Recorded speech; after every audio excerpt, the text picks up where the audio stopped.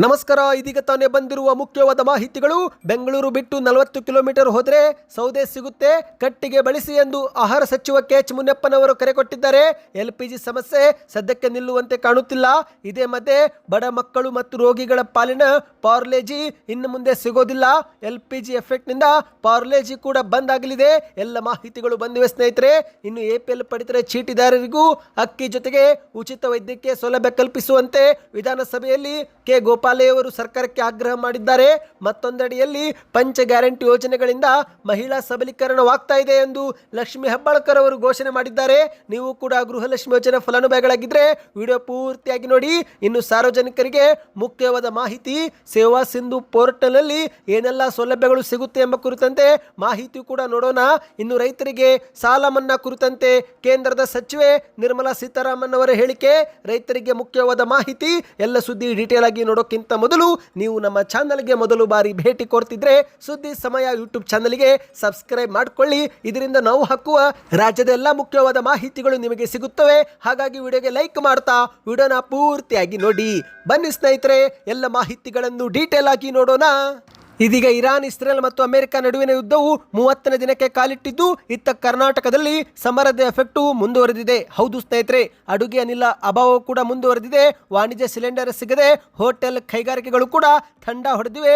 ಮತ್ತೊಂದಡಿಯಲ್ಲಿ petrol ಮತ್ತು diesel ಸಮಸ್ಯೆಯೂ ಕೂಡ ಮುನ್ನೆಲೆಗೆ ಬಂದಿದೆ. ಈಗ ಜನರು ಕೂಡ ಖಾಲಿ ಗ್ಯಾಸ್ ಸಿಲಿಂಡರ್ ಹಿಡಿದು ಏಜೆನ್ಸಿಗಳತ್ತ ಧಾವಿಸುತ್ತಿದ್ದು, ಇದೇ ಮಧ್ಯೆ ಆಹಾರ ಸಚಿವ ಕೆಎಚ್ ಮುನಿಯಪ್ಪನವರು ಸಿಲಿಂಡರ್ ಅಭಾವ ಇರುವುದರಿಂದ ಸೌದೆ ಒಲೆ ಬಳಸುವಂತೆ ಕರೆ ನೀಡಿದ್ದಾರೆ. ಹೌದು ಸ್ನೇಹಿತರೆ, ಬೆಂಗಳೂರಿನ ಖಾಸಗಿ ನಿವಾಸದಲ್ಲಿ ಸುದ್ದಿಗೋಷ್ಠಿಯಲ್ಲಿ ಮಾತನಾಡಿದಂಥ ಕೆಎಚ್ ಮುನಿಯಪ್ಪನವರು ಸಿಲಿಂಡರ್ ಅಭಾವ ಇರುವುದರಿಂದ ಹಳ್ಳಿ ಭಾಗದ ಜನರು ಸೌದೆ ಒಲೆಗಳನ್ನು ಬಳಸಿ ಬೆಂಗಳೂರು ಬಿಟ್ಟು 40 ಕಿಲೋಮೀಟರ್ ಹೋದರೆ ಸೌದೆ ಸಿಗುತ್ತೆ, ಅರಣ್ಯ ಪ್ರದೇಶದ ಹಸಿ ಮರ ಬಿಟ್ಟು ಒಣ ಕಟ್ಟಿಗೆ ಬಳಸುವಂತೆ ಅವರು ಮಾಧ್ಯಮಗಳ ಮುಂದೆ ಮನವಿ ಮಾಡಿದ್ದಾರೆ. ಹೌದು, ಕರ್ನಾಟಕದಲ್ಲಿ ಸಿಲಿಂಡರ್ ಕೊರತೆಗೆ ಕೇಂದ್ರ ಸರ್ಕಾರವೇ ಕಾರಣ ಎಂದು ವಾಗ್ದಾಳಿ ಮಾಡಿದಂಥ ಕೆಎಚ್ ಮುನಿಯಪ್ಪನವರು ಕೇಂದ್ರ ಸರ್ಕಾರದಿಂದಲೇ ನಮಗೆ ಸಿಲಿಂಡರ್ ಸಿಗುತ್ತಿಲ್ಲ ಎಂದು ವಾಗ್ದಾಳಿ ಮಾಡಿದ್ದಾರೆ. ಸಕಾಲಕ್ಕೆ ಗ್ರಾಹಕರ ಮನೆ ಬಾಗಿಲಿಗೆ ಸಿಲಿಂಡರ್ ತಲುಪಿಸಬೇಕು ಎಂಬುದು ನಮ್ಮ ಉದ್ದೇಶ.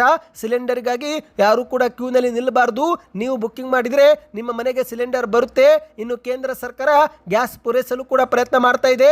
ಈಗ ನಮಗೆ ಕೇವಲ 40% ಮಾತ್ರ ಸಿಲಿಂಡರ್ ಪೂರೈಕೆ ಆಗ್ತಾ ಇದೆ ಎಂದು ಕೆಎಚ್ ಮುನಿಯಪ್ಪನವರು ಹೇಳಿಕೆ ಕೊಟ್ಟಿದ್ದಾರೆ. ಒಟ್ಟಿನಲ್ಲಿ ಸ್ನೇಹಿತರೆ, ಸಿಲಿಂಡರ್ ಕೊರತೆ ಇರುವುದನ್ನು ಈಗ ಸ್ವತಃ ಆಹಾರ ಸಚಿವ ಮುನಿಯಪ್ಪನವರು ಪರೋಕ್ಷವಾಗಿ ಇಲ್ಲಿ ಒಪ್ಪಿಕೊಂಡಿರುವಂಥದ್ದು. 40 ಕಿಲೋಮೀಟರ್ ದೂರ ಹೋದರೆ ಸೌದೆ ಸಿಗುತ್ತೆ, ಒಣ ಕಟ್ಟಿಗೆ ಬಳಸಿ ಅಡುಗೆ ಮಾಡಿ ಎಂದು ಕರೆ ಕೊಟ್ಟಿದ್ದಾರೆ. ಹೌದು ಸ್ನೇಹಿತರೆ, ಒಟ್ಟಿನಲ್ಲಿ ಕರ್ನಾಟಕದಲ್ಲಿ ಅಡುಗೆ ಅನಿಲ ಕೊರತೆಯು ಜನಸಾಮಾನ್ಯರ ಜೊತೆಗೆ ಹೋಟೆಲ್ ಉದ್ಯಮಿಗಳನ್ನು ಕೂಡ ಹೈರಾಣಾಗಿಸಿದೆ. ಇದೇ ಮಧ್ಯೆ ಆಹಾರ ಸಚಿವ ಕೆಎಚ್ ಮುನಿಯಪ್ಪನವರ ಈ ಒಂದು ಹೇಳಿಕೆ ಇನ್ನಷ್ಟು ಆತಂಕಕ್ಕೀಡಾಗುವಂತೆ ಮಾಡಿದೆ. ಈ ಬಗ್ಗೆ ನಿಮ್ಮ ಅನಿಸಿಕೆಯನ್ನು ಕಮೆಂಟ್ ಮಾಡಿ. ಈಗ ಮತ್ತೊಂದು ಶಾಕಿಂಗ್ ಸುದ್ದಿ ಏನೆಂದರೆ, ಬಡ ಮಕ್ಕಳು ಮತ್ತು ರೋಗಿಗಳ ಪಾಲಿನ ಪಾರ್ಲೆಜು ಕೂಡ ಇನ್ನು ಮುಂದೆ ಸಿಗೋದಿಲ್ಲ. ಯಾಕಂದ್ರೆ ಎಲ್ಲಾ ಘಟಕಗಳು ಬಂದ್ ಮಾಡಲಾಗ್ತಿವೆ. ಹೌದು, ಇರಾನ್ ಇಸ್ರೇಲ್ ಯುದ್ಧದ ಪರಿಣಾಮದಿಂದಾಗಿ ಮಕ್ಕಳಿಗೆ ಇನ್ನು ಮುಂದೆ ಬಿಸ್ಕೆಟ್ ಸಿಗೋದಿಲ್ಲ. ಹೌದು ಸ್ನೇಹಿತರೆ, ಗ್ಯಾಸ್ ಸಮಸ್ಯೆಯಿಂದಾಗಿ ಕಳೆದ 6 ದಿನಗಳಿಂದ ಬಿಸ್ಕೆಟ್ ಉತ್ಪಾದನೆ ಆಗುತ್ತಿಲ್ಲ ಎಂಬ ಒಂದು ಮಾಹಿತಿ ಈಗ ಲಭ್ಯವಾಗಿದೆ. ಕರ್ನಾಟಕದಲ್ಲಿ 4 ಪಾರ್ಲೆಜಿ ಫ್ಯಾಕ್ಟರಿ ಈಗ ಬಂದ್ ಮಾಡಲಾಗಿದೆ.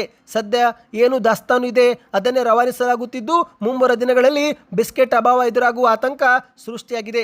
ಹೌದು ಸ್ನೇಹಿತರೆ, ಹುಬ್ಬಳ್ಳಿ, ಬೆಳಗಾವಿ, ಕಲಬುರಗಿ ಮತ್ತು ಹೊಸಪೇಟೆಯಲ್ಲಿ ಈ 4 ಜಿಲ್ಲೆಗಳಲ್ಲಿ ಪಾರ್ಲೆಜಿ ಬಿಸ್ಕೆಟ್ ಫ್ಯಾಕ್ಟರಿಗಳಿವೆ. ಇಲ್ಲಿಂದಲೇ ರಾಜ್ಯದ ಎಲ್ಲ ಜಿಲ್ಲೆಗಳಿಗೆ ಈ ಒಂದು ಪಾರ್ಲೆಜಿ ಬಿಸ್ಕೆಟ್ ರವಾನೆ ಮಾಡಲಾಗುತ್ತೆ. ಆದರೆ ಬಿಸ್ಕೆಟ್ ತಯಾರಿಕೆಗೆ ನಿರಂತರವಾಗಿ LPG ಗ್ಯಾಸು ಬೇಕೇ ಬೇಕು. ಆದರೆ ಕಳೆದ 10 ದಿನಗಳಿಂದ LPG ಗ್ಯಾಸು ಈ ಫ್ಯಾಕ್ಟರಿಗಳಿಗೆ ಪೂರೈಕೆ ಆಗುತ್ತಿಲ್ಲ. ಹೀಗಾಗಿ 6 ದಿನಗಳಿಂದ ಬಿಸ್ಕೆಟ್ ಉತ್ಪಾದನೆ ಆಗಿಲ್ಲ ಎಂದು ಮಾಹಿತಿ ಲಭ್ಯವಾಗಿದೆ. ಮುಂಬರುವ ದಿನಗಳಲ್ಲಿ ಪಾರ್ಲೆಜಿ ಬಿಸ್ಕೆಟ್ ಕೂಡ ಸಿಗೋದಿಲ್ಲ ಸ್ನೇಹಿತರೆ. ಈಗೇನು ಹಳೆಯ ಸ್ಟಾಕ್ ಇದೆ ಅದನ್ನೇ ಮಾರಾಟ ಮಾಡಲಾಗ್ತಾ ಇದೆ. ಒಟ್ಟಿನಲ್ಲಿ ಪಾರ್ಲೆಜಿ ಉತ್ಪಾದನೆಯೂ ಕೂಡ ಸಂಪೂರ್ಣ ಬಂದ್ ಆಗಿದ್ದು, ಈಗ ಮಕ್ಕಳು ತಿನ್ನುವ ಬಿಸ್ಕೆಟ್ಗೂ ಕೂಡ ಕಂಟಕ ಬಂದಿದೆ. ಬನ್ನಿ ಮತ್ತೊಂದು ಮಾಹಿತಿಗೆ ಹೋಗೋಣ. ಅದಕ್ಕಿಂತ ಮೊದಲು ಇದುವರೆಗೆ ವಿಡಿಯೋಗೆ ಲೈಕ್ ಮಾಡಿಲ್ಲವೆಂದರೆ, ಚಾನಲ್ಗೆ ಸಬ್ಸ್ಕ್ರೈಬ್ ಆಗಿಲ್ಲವೆಂದರೆ ದಯವಿಟ್ಟು ಮಾಡ್ಕೊಳ್ಳಿ ಸ್ನೇಹಿತರೆ. ಈಗ APL ಪಡಿತರ ಚೀಟಿದಾರರಿಗೂ ಉಚಿತವಾದ ಆರೋಗ್ಯ ಸೇವೆ ಕಲ್ಪಿಸುವಂತೆ ವಿಧಾನಸಭೆಯಲ್ಲಿ ಕೆ ಗೋಪಾಲಯ್ಯವರು ಆಗ್ರಹ ಮಾಡಿದ್ದಾರೆ. ಹೌದು, ಗೃಹಲಕ್ಷ್ಮಿ ಯೋಜನೆಗೆ ಹಣ ನೀಡುವ ಕಾರಣಕ್ಕೆ ಶಂಕಿತ ಕಾರ್ಡುದಾರರೆಂದು BPL ಕಾರ್ಡ್ ಅನ್ನು ರದ್ದು ಮಾಡಲಾಗ್ತಾ ಇದೆ. ಇದರಿಂದ ಬಡವರು ಕೂಡ ಪಡಿತರ ಸೇರಿದಂತೆ ಆರೋಗ್ಯ ಸೌಲಭ್ಯಗಳಿಂದ ವಂಚಿತರಾಗುತ್ತಿದ್ದು, ಹಾಗಾಗಿ ಪುನರ್ ಪರಿಶೀಲಿಸಿ ಮತ್ತೊಮ್ಮೆ BPL ಕಾರ್ಡು ನೀಡಬೇಕು ಎಂದು ಶಾಸಕ ಕೆ ಗೋಪಾಲಯ್ಯವರು ಒತ್ತಾಯಿಸಿದ್ದಾರೆ. ವಿಧಾನಸಭೆಯಲ್ಲಿ ಬಜೆಟ್ ಕುರಿತು ಚರ್ಚೆಯಲ್ಲಿ ಮಾತನಾಡಿದಂತೆ ಇವರು ಅಕ್ರಮ ಕಾರ್ಡು ಮತ್ತು ನಿಯಮ ಮೀರಿ ಕಾರ್ಡು ಹೊಂದಿದವರನ್ನು ಪರಿಶೀಲಿಸಿ ವಾಸ್ತವಾಂಶ ಪರಿಶೀಲಿಸಲು ಅಧಿಕಾರಿಗಳು ಯಾವುದೇ ಮನೆಗೆ ಭೇಟಿ ನೀಡದೆ ಕಾರ್ಡು ರದ್ದು ಮಾಡುತ್ತಿದ್ದಾರೆ. ಸ್ವಂತ ಉದ್ಯೋಗಕ್ಕೆ ಕಾರು ಖರೀದಿಸಿದವರ ಬಿಪಿಎಲ್ ಕಾರ್ಡುಗಳನ್ನು ಕೂಡ ರದ್ದು ಮಾಡಲಾಗ್ತಾ ಇದೆ. ಹಾಗಾಗಿ ಈ ಬಗ್ಗೆ ಸರ್ಕಾರ ಪುನರ್ ಪರಿಶೀಲನೆ ಮಾಡಬೇಕು ಎಂದು ಗೋಪಾಲಯ್ಯ ಅವರು ಆಗ್ರಹ ಮಾಡಿದ್ದಾರೆ. ಸದ್ಯ ಕರ್ನಾಟಕದಲ್ಲಿ 29 ಲಕ್ಷ ಎಪಿಎಲ್ ಪಡಿತರ ಚೀಟಿದಾರರಿದ್ದು ಅವರಿಗೆ ಕೆಜಿಗೆ 15 ರೂಪಾಯಿ ದರದಲ್ಲಿ ಅಕ್ಕಿ ನೀಡಲಾಗ್ತಾ ಇದೆ.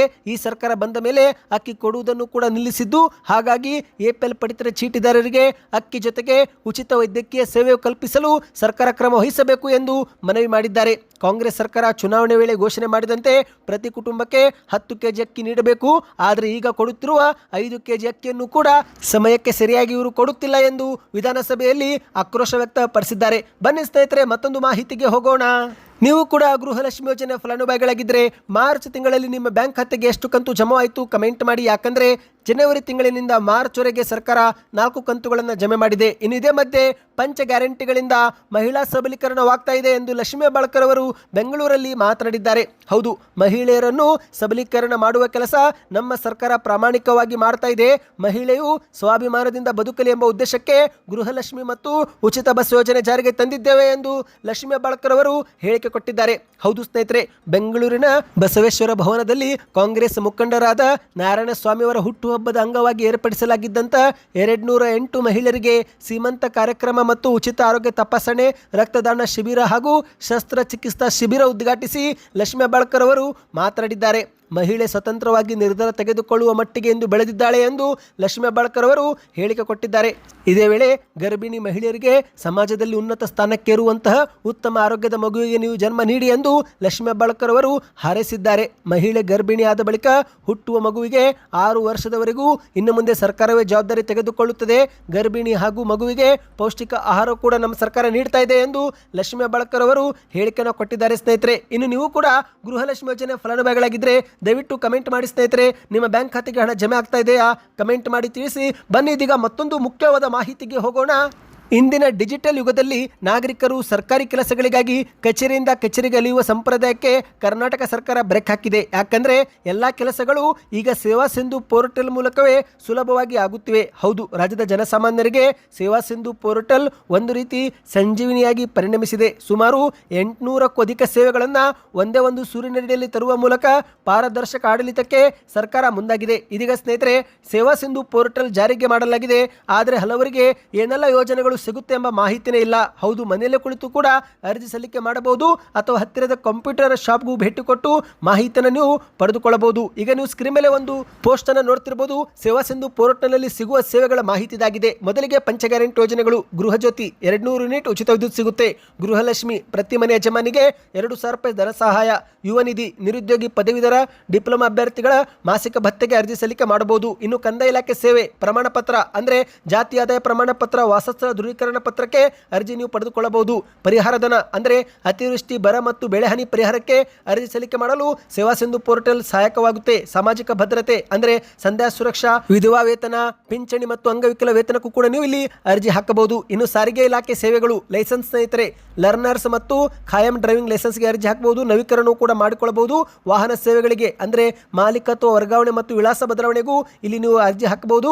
ಬಸ್ ಪಾಸ್, ವಿದ್ಯಾರ್ಥಿಗಳಿಗೆ ರಿಯಾಯಿತಿ ದರದ ಬಸ್ ಪಾಸ್ ಕೂಡ ವಿತರಣೆಗೆ ಸೇವಾ ಸಿಂಧು ಪೋರ್ಟಲ್ ಸಹಾಯಕವಾಗಲಿದೆ. ಇನ್ನು ಆಹಾರ ಮತ್ತು ನಾಗರಿಕ ಸರಬರಾಜು ಸೇವೆಗಳು. ಪಡಿತರ ಚೀಟಿ, ಹೊಸ ಎಪಿಎಲ್ ಬಿಪಿಎಲ್ಗೆ ಅರ್ಜಿ ಮತ್ತು ತಿದ್ದುಪಡಿಗೆ ಅರ್ಜಿ ಹಾಕಬಹುದು. ಅನ್ನಭಾಗ್ಯ ಅಂದರೆ ನಿಮಗೆ ಈ ಒಂದು ಹಿಂದೆ ಹಣ ಜಮೆ ಮಾಡಲಾಗುತ್ತಿತ್ತು, ಆ ಒಂದು ಹಣದ ಸ್ಥಿತಿ ಬಗ್ಗೆ ಮಾಹಿತಿ ಪಡೆದುಕೊಳ್ಳಬಹುದು.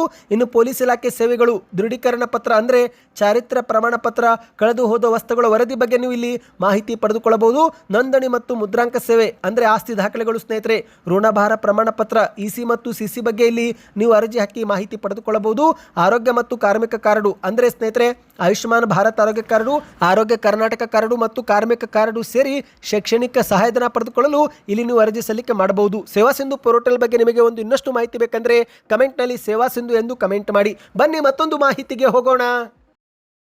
ನೀವು ಕೂಡ ಸಾಲ ಮನ್ನಾ ನಿರೀಕ್ಷೆಯಲ್ಲಿದ್ದರೆ ಕಮೆಂಟ್ನಲ್ಲಿ ಸಾಲ ಮನ್ನಾ ಎಂದು ಕಮೆಂಟ್ ಮಾಡಿ. ಮತ್ತು ವಿಶೇಷವಾಗಿ ರೈತರಾಗಿದ್ದು ಬೆಳೆ ಸಾಲ ಮಾಡಿದರೆ ಯಾವ ವರ್ಷದಲ್ಲಿ ಯಾವ ಬೆಳೆಗೆ ಎಷ್ಟು ಸಾಲ ಮಾಡಿದ್ದೀರೆಂಬುದನ್ನು ಕಮೆಂಟ್ ಮಾಡಿ. ಇದೀಗ ಸಾಲ ಮನ್ನಾ ನಿರೀಕ್ಷೆಯಲ್ಲಿದ್ದಂಥ ರೈತರಿಗೆ ಹಣಕಾಸು ಸಚಿವೆ ನಿರ್ಮಲಾ ಸೀತಾರಾಮನ್ ಅವರು ಒಂದು ಶಾಕ್ ಕೊಟ್ಟಿದ್ದಾರೆ. ಹೌದು, ದೇಶದ ರೈತರ ಸಾಲ ಮನ್ನಾ ಸಂಪೂರ್ಣವಾಗಿ ಮನ್ನಾ ಮಾಡುವ ಯಾವುದೇ ಪ್ರಸ್ತಾವನೆ ಸದ್ಯಕ್ಕೆ ಕೇಂದ್ರ ಸರ್ಕಾರದ ಮುಂದೆ ಇಲ್ಲ ಎಂದು ಸಂಸತ್ನಲ್ಲಿ ನಿರ್ಮಲಾ ಸೀತಾರಾಮನ್ ಅವರು ಸ್ಪಷ್ಟಪಡಿಸಿದ್ದಾರೆ. ಹೌದು, ಲೋಕಸಭೆಯಲ್ಲಿ ಈ ಬಗ್ಗೆ ಮಾಹಿತಿ ನೀಡಿದಂತೆ ಇವರು ಸಾಲ ಮನ್ನಾ ಮಾಡುವ ಬದಲು ರೈತರ ಆರ್ಥಿಕ ಸ್ಥಿತಿ ಸುಧಾರಿಸಲು ಮತ್ತು ಅವರನ್ನು ಸ್ವಾವಲಂಬನೆಯಾಗಿ ಮಾಡಲು ಸರ್ಕಾರ ಹಲವು ಪರ್ಯಾಯ ಯೋಜನೆಗಳನ್ನು ಜಾರಿಗೆ ತಂದಿದೆ.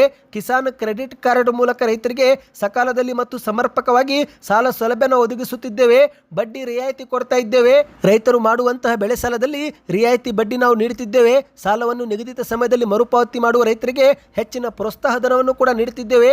ಇಂತಹ ಒಂದು ಕ್ರಮ ನಾವು ತೆಗೆದುಕೊಂಡಿದ್ದು, ಆದರೆ ಸದ್ಯಕ್ಕೆ ರೈತರ ಸಾಲ ಮನ್ನಾ ಮಾಡುವಂತಹ ಪ್ರಸ್ತಾವನೆ ನಮ್ಮ ಮುಂದೆ ಇಲ್ಲ ಎಂದು ನಿರ್ಮಲಾ ಸೀತಾರಾಮನ್ ಅವರು ಹೇಳಿಕೆ ಕೊಟ್ಟಿದ್ದಾರೆ. ಸ್ನೇಹಿತರೆ, ನೀವು ಕೂಡ ಸಾಲ ಮನ್ನಾ ನಿರೀಕ್ಷೆಯಲ್ಲಿದ್ದರೆ ಕಮೆಂಟ್ನಲ್ಲಿ ಸಾಲ ಮನ್ನಾ ಎಂದು ಕಮೆಂಟ್ ಮಾಡ್ತಾ, ಮಾಹಿತಿ ಇಷ್ಟವಾಗಿದ್ದರೆ ವಿಡಿಯೋಗೆ ಲೈಕ್ ಮಾಡಿ, ವಿಡಿಯೋನ ಆದಷ್ಟು ಎಲ್ಲರಿಗೂ ಶೇರ್ ಮಾಡಿ.